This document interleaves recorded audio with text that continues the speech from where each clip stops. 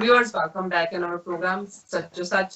ਸੋ fourth ਵਾਲੇ segment ਦੇ ਵਿੱਚ ਆਪਾਂ ਗੱਲਬਾਤ ਕਰਨ ਜਾ ਰਹੇ ਹਾਂ ਕਿ ਕਿਸ ਤਰ੍ਹਾਂ ਭਾਰਤ ਵਿੱਚ ਕਿਵੇਂ ਦੂਸਰੇ ਧਰਮਾਂ ਖਾਸ ਕਰ ਇਸਲਾਮ ਬਾਰੇ ਨਫ਼ਰਤ ਫੈਲਾਈ ਜਾ ਰਹੀ ਹੈ। ਇਸ ਦੀ ਤਾਜ਼ਾ ਉਦਾਹਰਨ ਨਿਊਜ਼ 18 ਦੇ ਐਂਕਰ ਅਮੀਸ਼ ਦੇਵਗਨ ਵੱਲੋਂ ਹਜ਼ਰਤ ਖਵਾਜਾ ਮੋਇਨੂਦੀਨ ਚਿਸ਼ਤੀ ਸੰਬੰਧੀ ਕੀਤੀ ਗਈ ਨਾ ਪੱਖੀ ਟਿੱਪਣੀ ਹੈ। ਸੋ ਇਸ ਬਾਰੇ ਆਪਾਂ ਗੱਲਬਾਤ ਕਰਨ ਜਾ ਰਹੇ ਹਾਂ। ਉਸ ਤੋਂ ਬਾਅਦ ਆਪਾਂ ਗੱਲਬਾਤ ਕਰਾਂਗੇ ਰੂਹ ਦੀ ਖੁਰਾਕ ਗੁਰਬਾਣੀ ਚਾਰਾਂ ਦੀ। ਸੋ ਅਸੀਂ ਚਾਹਾਂਗੇ ਕਿ ਤੁਸੀਂ ਸਾਡੇ ਨਾਲ ਇਸੇ ਤਰ੍ਹਾਂ ਹੀ ਬਣੇ ਰਹਿਣਾ।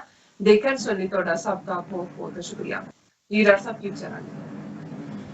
ਦੇਖੋ, ਜਦੋਂ ਤੋਂ ਹਿੰਦੂ ਕਵੀਆਂ ਦੇ ਹੱਥ 'ਚ ਪੋਲੀਟੀਕਲ ਪਾਵਰ ਆਈ ਹੈ ਔਰ ਇਸ ਵੇਲੇ ਕਰਨਾ ਇਹ ਨਹੀਂ ਕਿ ਸੈਂਟਰ ਦੇ ਵਿੱਚ ਇਹਨਾਂ ਦੀ ਹਕੂਮਤ ਹੈ, ਖਾਸ ਤੌਰ ਤੇ ਬਹੁਤ ਸਾਰੀਆਂ ਸਟੇਟਾਂ 'ਚ ਵੀ ਬੀਜੇਪੀ ਜਾਂ ਉਹਨਾਂ ਦੀਆਂ ਪੁਲਿਸ਼ਨ ਸਰਕਾਰਾਂ ਨੇ, ਜਿਵੇਂ ਨਾਰਥ ਈਸਟ ਨੇ ਔਰ ਯੂਪੀ ਦੇ ਵਿੱਚ ਅਦਿੱਤਿਆਨਾਥ ਨਾਂ ਦਾ ਗੁੰਡਾ ਜਿਹੜਾ ਕੰਨਪਾਟਾ ਯੋਗੀ ਹੈ ਗੋਰਖਮਠ ਦੇ ਵਿੱਚ।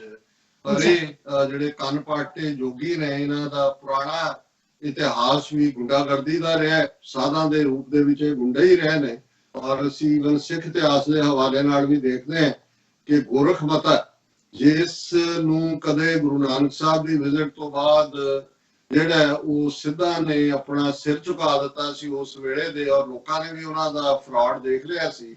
ਉਹਦਾ ਨਾਮ ਨਾਨਕ ਮਤਾ ਪੈ ਗਿਆ ਸੀ। ਹੁਣ ਵੀ ਨਾਨਕ ਮਤਾ ਯੂਪੀ ਦੇ ਵਿੱਚ ਹੈ। ਔਰ ਜਦੋਂ ਤੱਕ 6ਵੇਂ ਪਾਤਸ਼ਾਹ ਦਾ ਵੇਲਾ ਆਉਂਦਾ ਹੈ, ਕਿਉਂਕਿ ਗੁਰੂ ਨਾਨਕ ਸਾਹਿਬ ਤੋਂ ਬਾਅਦ ਕੋਈ ਹੋਰ ਉਸ ਤੋਂ ਬਾਅਦ ਗੁਰੂ ਸਾਹਿਬ ਨਹੀਂ ਗਏ ਉਸ ਖਿੱਤੇ 'ਚ, ਔਰ ਅਲਮਸਤ ਨਾਂ ਦਾ ਗੁਰੂ ਕਾ ਸਿੱਖ ਜਿਹੜਾ ਉੱਥੇ ਇੱਕ ਸਿੱਖੀ ਦੇ ਪ੍ਰਚਾਰ ਦੇ ਤੌਰ ਤੇ ਸੇਵਾ ਸੰਭਾਲ ਕਰਦਾ ਸੀ। ਇਹੀ ਯੋਗੀਆਂ ਨੇ, ਇਸ ਕਿਸਮ ਦੀਆਂ ਨੂੰ ਕੰਨ ਪਾਟੇ ਯੋਗੀ ਕਹਿੰਦੇ ਨੇ ਕਿਉਂਕਿ ਕੰਨ ਪਾੜ ਕੇ ਇਹਨਾਂ ਨੇ ਮੁੰਦਰਾਂ ਪਾਈਆਂ ਹੁੰਦੀਆਂ। ਗੋਰਖਨਾਥ ਦੇ ਚੇਲੇ ਨੇ, ਤੁਸੀਂ ਅਦਿੱਤਿਆਨਾਥ ਯੋਗੀ ਵੀ ਦੇਖੋ, ਇਹਦੇ ਵੀ ਉਹ ਮੁੰਦਰਾਂ ਪਾਈ ਹੋਈ ਹੈ।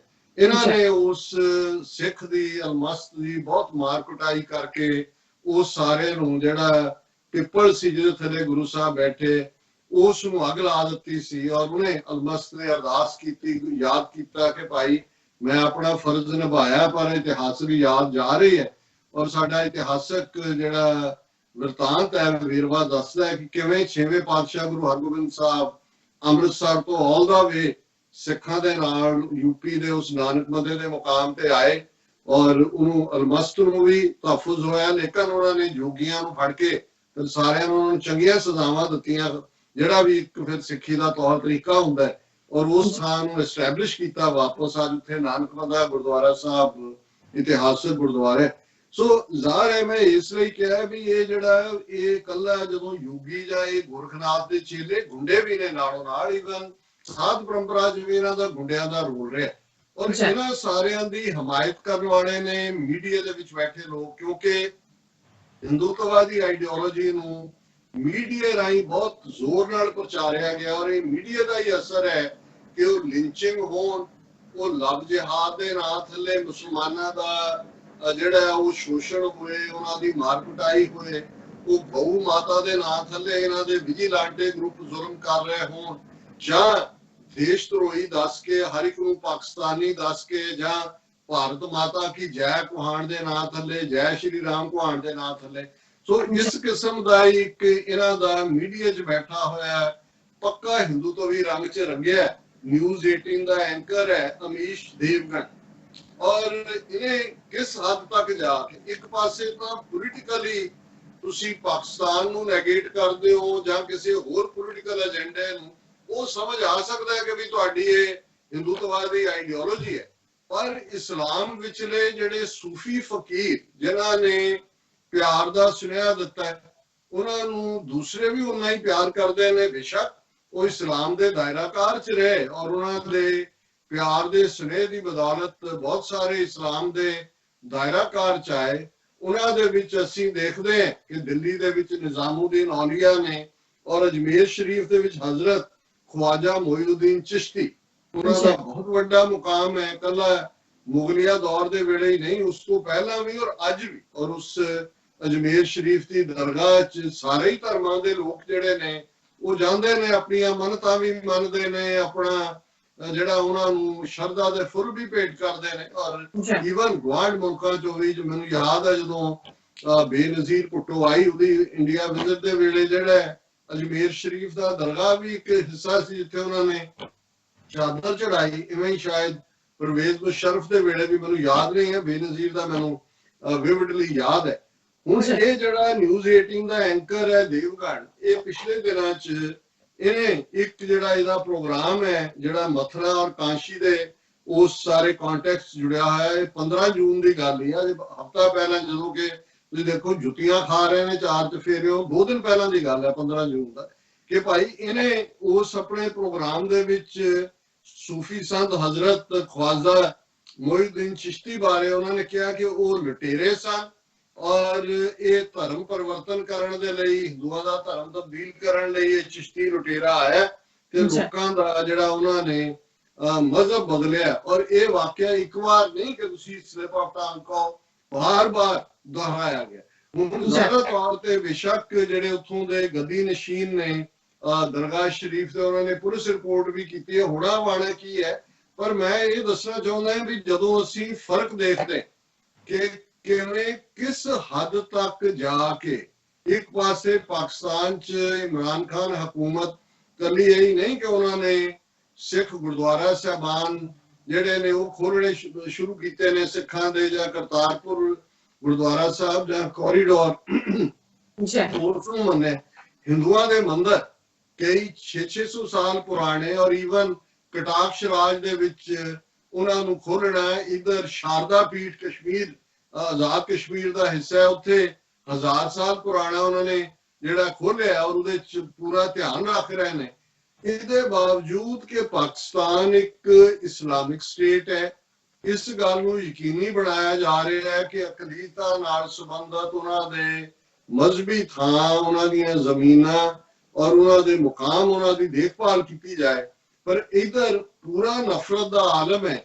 ਔਰ ਇਸ ਸਾਰੇ ਦੇ ਵਿੱਚ ਮੈਂ, ਕਿਉਂਕਿ ਸਾਡਾ ਅਖੀਰਲਾ ਸੈਗਮੈਂਟ ਰੂਹਾਨੀਅਤ ਦੀਆਂ ਸੋਨ ਗਲੀਆਂ ਹੁੰਦਾ ਔਰ ਅਸੀਂ ਪਿਛਲੇ ਪੀਰੀਅਡ 'ਚ ਬਾਬਾ ਫਰੀਦ ਜੀ ਦੀ ਬਾਣੀ ਔਰ ਇਸ ਗੱਲ ਦਾ ਧਿਆਨ ਰਿਹਾ ਕਿ ਬਾਬਾ ਫਰੀਦ ਗੰਜ ਸ਼ੱਕਰ ਵੀ, ਜਦੋਂ ਅਸੀਂ ਇਹ ਮੋਇਨੁद्दीन ਚਿਸ਼ਤੀ ਹੋਣ, ਨਿਜ਼ਾਮੁद्दीन ਔਲੀਆ ਹੋਣ ਜਾਂ ਬਾਬਾ ਫਰੀਦ ਗੰਜ ਸ਼ੱਕਰ ਹੋਣ, ਇਹ ਇੱਕੋ ਹੀ ਲੀਨੇਜ ਹੈ, ਇਹ ਇੱਥੋਂ ਹੀ ਇੱਕ ਦੂਜੇ ਤੋਂ ਇਨਸਪਾਇਰ ਵੀ ਹੋਏ ਨੇ, ਗੱਦੀ ਨਸ਼ੀਨੀ ਵੀ ਹੈ, ਇਹਨਾਂ ਦੇ ਆਪੋ ਆਪਣੇ ਤਕੀਏ ਨੇ।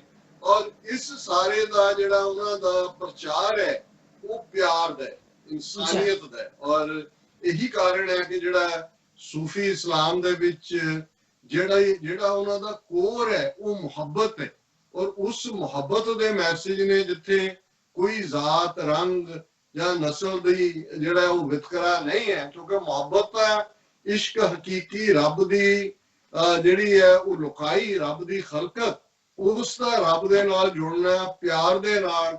ਔਰ ਇਹ ਦੇਗਾ, ਜਿਹੜੀ ਦੇਗ ਦਾ ਕਨਸੈਪਟ ਵੀ ਹੈ, ਉੱਥੇ ਸਾਰੇ ਉਹਨਾਂ ਨੂੰ ਜਿਹੜਾ ਫ੍ਰੀ ਖਾਣਾ ਮਿਲਦਾ, 24 ਘੰਟੇ ਉਹ ਚੱਲ ਰਿਹਾ ਹੁੰਦਾ। ਔਰ ਇਹੀ ਪਾਰਟ ਈਵਨ ਪਾਕਿਸਤਾਨ ਦੇ ਹਵਾਲੇ ਨਾਲ ਵੀ, ਬੇਸ਼ੱਕ ਉੱਥੇ ਕਈ ਵਾਰੀ ਜਿਹੜੇ ਕੱਟੜਵਾਦੀ ਨੇ ਉਹਨਾਂ ਦਰਗਾਹਾਂ ਨੂੰ ਜਿਹੜਾ ਉਹ ਹਮਲੇ ਦਾ ਸ਼ਿਕਾਰ ਵੀ ਬਣਾਉਂਦੇ ਨੇ ਔਰ ਉਹਦੇ ਚ ਭਾਰਤੀ ਏਜੰਸੀਆਂ ਵੀ ਇੱਕ ਡਰਟੀ ਰੋਲ ਪਲੇ ਕਰਦੀ ਹੈ।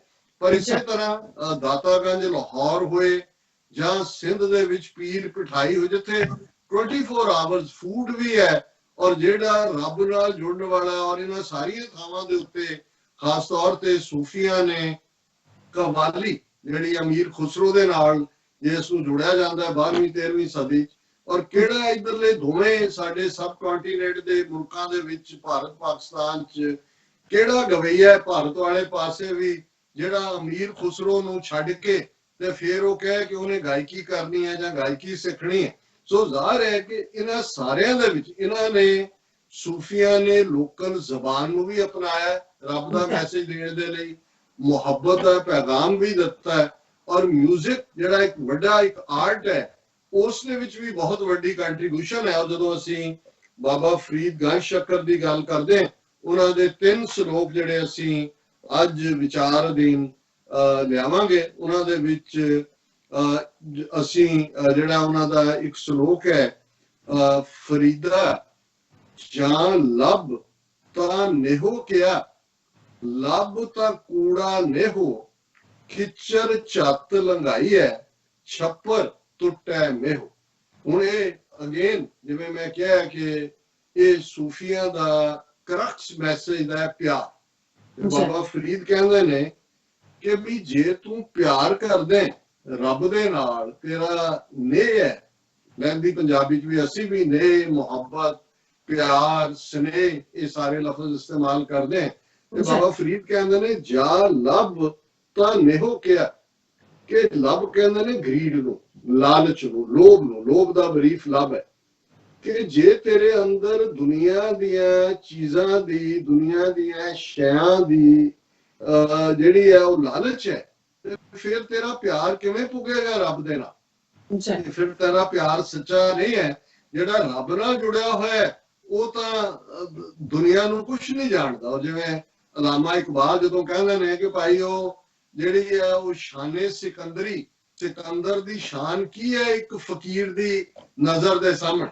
ਫਕੀਰ ਦੇ ਲਈ ਤਾਂ ਇਹ ਬਾਦਸ਼ਾਹੀਆਂ ਔਰ ਇਹ ਦੂਸਰੀਆਂ ਜਿਹੜੀਆਂ ਨੇ ਕੁਝ ਵੀ ਨਹੀਂ ਹੈ, ਕਿਉਂਕਿ ਉਹਦੇ ਲਈ ਉਹਦਾ ਮਾਣ ਰੱਬ ਚੋਂ ਨਿਕਲਦਾ ਹੈ, ਉਸ ਮੁਹੱਬਤ ਚੋਂ ਨਿਕਲਦਾ ਹੈ। ਤੇ ਬਾਬਾ ਫਰੀਦ ਕਹਿੰਦੇ ਨੇ ਫਰੀਦਾ ਜਾਂ ਲੱਭ ਤਾਂ ਨੇਹੋ ਕਿਹਾ, ਲੱਭ ਤਾਂ ਕੂੜਾ ਨੇਹੋ। ਜੇ ਤੂੰ ਕਹੇ ਕਿ ਜੀ ਨਹੀਂ ਮੈਂ ਪਿਆਰ ਰੱਬ ਨੂੰ ਵੀ ਕਰਦਾ ਪਰ ਇਹ ਫਿਰ ਤੇਰਾ ਝੂਠ ਹੈ, ਤੇ ਉਹਦੇ ਚ ਉਹਨਾਂ ਨੇ ਮੈਟਾਫਰ ਇਸਤੇਮਾਲ ਕੀਤਾ ਹੈ, ਕਿਚਰ ਚੱਤ ਲੰਘਾਈ ਹੈ ਛੱਪਰ ਟੁੱਟਾ ਮੇਹੋ।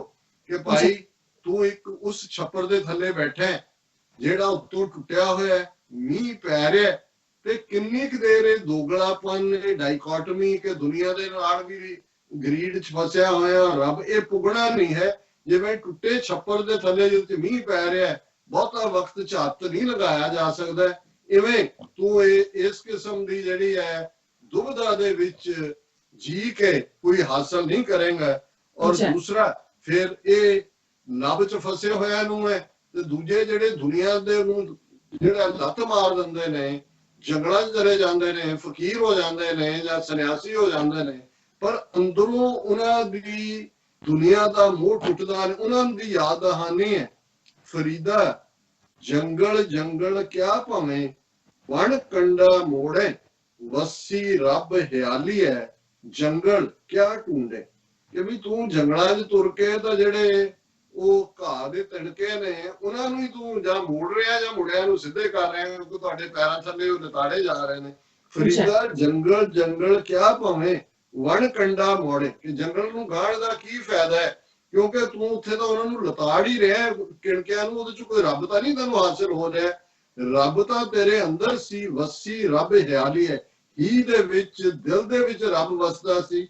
ਜੰਗਲ ਕਿਆ ਢੂੰਡੇ, ਕਿੱਥੇ ਤੂੰ ਲੱਭਣ ਤੁਰਿਆ ਹੋਇਆ, ਉਹ ਰੱਬ ਤਾਂ ਤੇਰੇ ਅੰਦਰ ਵਸਦਾ ਹੈ। ਜਿਵੇਂ ਗੁਰੂ ਤੇਗ ਬਹਾਦਰ ਸਾਹਿਬ ਨੇ ਫਰਮਾਇਆ ਕਿ ਭਾਈ ਕਾਹੇ ਰੇ ਵਨ ਖੋਜਨ ਜਾਈ, ਸਰਬ ਨਿਵਾਸੀ ਸਦਾ ਅਲੇਪਾ, ਤੂੰ ਹੀ ਸੰਗ ਸਮਾਈ।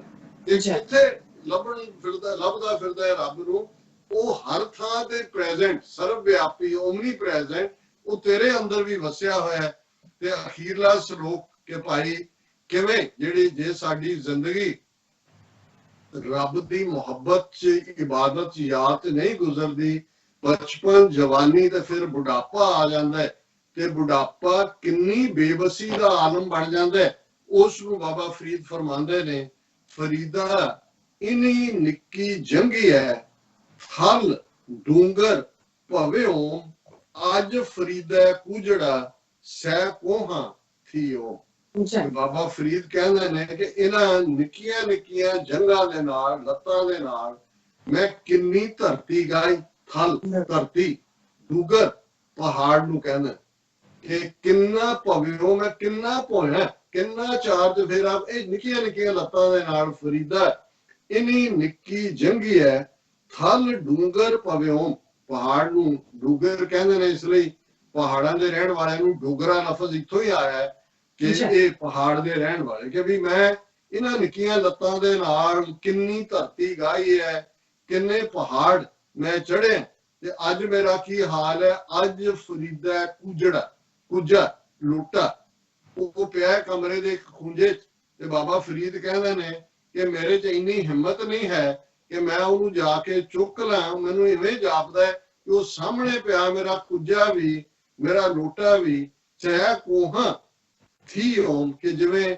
ਅੱਜ ਅਸੀਂ ਮੀਲ ਜਾਂ ਕਿਲੋਮੀਟਰ ਕਹਿੰਦੇ, ਉਦੋਂ ਕੋਹ ਕਹਿੰਦੇ ਸੀ, ਕਿ ਜਿਵੇਂ ਉਹ ਕੁਜਾ ਸੈਂਕੜਿਆਂ ਕੋਹਾਂ ਦੂਰ ਪਿਆ।